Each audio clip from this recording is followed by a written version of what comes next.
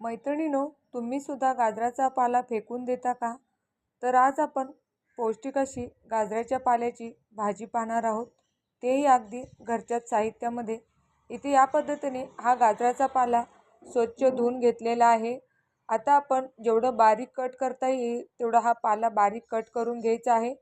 अगदी कोथिंबीरसारखा दिसतो, पण दोन्हीची चव पूर्ण वेगळी आहे.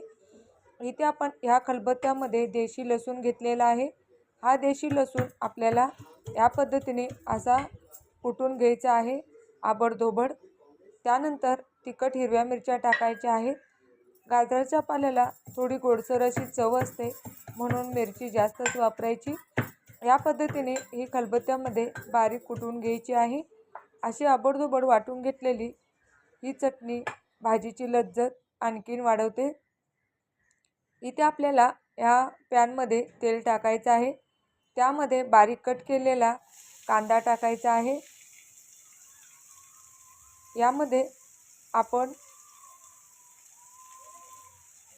कांदा चांगला परतून घ्यायचा आहे तेलामध्ये.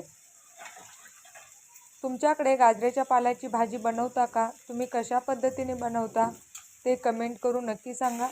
हिवाळ्यात गाजराचा पाला सगळीकडे भेटतो. एकदम कवळालूस पाला आणला आणि त्याची भाजी बनवली की एकदम स्वादिष्टच होते. इथे आपण 1 चमचा जिरे टाकलेले आहे तेलामध्ये. थोडासा हिंग टाकायचा आहे. आता आपल्याला हे सर्व चांगलं तेलामध्ये भाजून घ्यायचं आहे. ही भाजी कापताना त्याचा एक वेगळा सुगंध आपल्याला येत असतो, तो सुद्धा आपले मन मोहून टाकतो. अगदी छान पद्धतीने इथे आपल्याला ही वाटून घेतलेली कांदा, लसूण आणि हिरवी मिरची यामध्ये टाकायची आहे. तुम्ही ही रेसिपी या पद्धतीने नक्की ट्राय करा आणि तुमच्याकडे ह्या भाजीला काही नावं असेल तर ते नक्की सांगा. केरळामध्ये ही भाजी थोडी वेगळ्या पद्धतीने बनवली जाते, पण आपल्या महाराष्ट्रामध्ये ही भाजी अशाच पद्धतीने बनवली जाते. आता ही भाजीची चव वाढवण्यासाठी इथे आपण 1 तास भिजत घातलेली चणा डाळ यामध्ये मिक्स करायची आहे.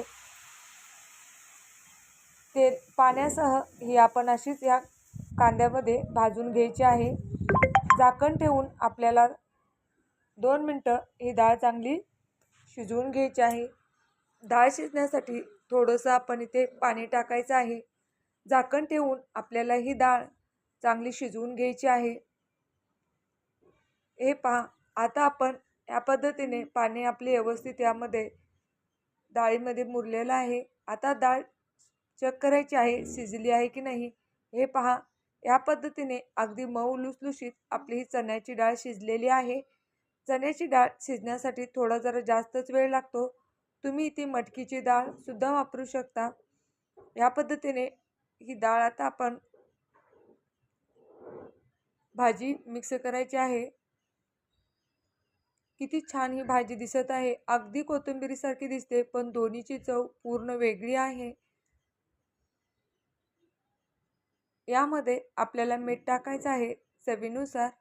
जेवढी पॅनमध्ये बसते तेवढीच भाजी मी या पॅनमध्ये टाकलेली आहे आणि शिल्लक राहिलेली भाजी मी नंतर बनवून घेणार आहे. तर आता आपण ही भाजी चांगली मिक्स करून घ्यायची आहे.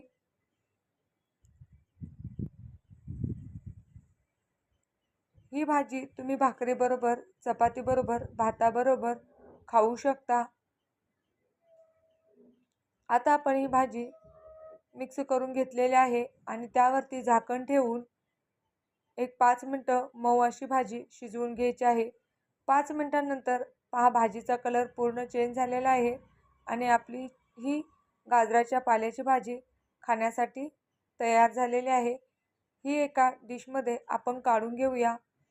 भाजीचा सुगंध खूप छान येत आहे. हे पहा, ह्या पद्धतीने शिजल्यानंतर शेपूच्या भाजीसारखी ही आपली भाजी दिसत आहे. आता आपण ही भाजी एका ताटामध्ये खायला घ्यायची आहे. आमच्याकडे गाजराच्या पाल्याची भाजी हेच नाव आहे. तुमच्याकडे ह्या भाजीला काय बोलतात ते नक्की सांगा. तर हे पहा, आपली भाजी खाण्यासाठी तयार झाले आहे. मस्त गरम अशी भाकरी, भरलेलं वांग, शेंगदाण्याची चटणी आणि ही गाजराच्या पानाची भाजी. व्हिडिओ पाहिल्याबद्दल धन्यवाद. आता लवकरच भेटूया अशाच उपयुक्त आणि छोट्या टिप्ससह. रेसिपी पाहिल्याबद्दल धन्यवाद. बाय.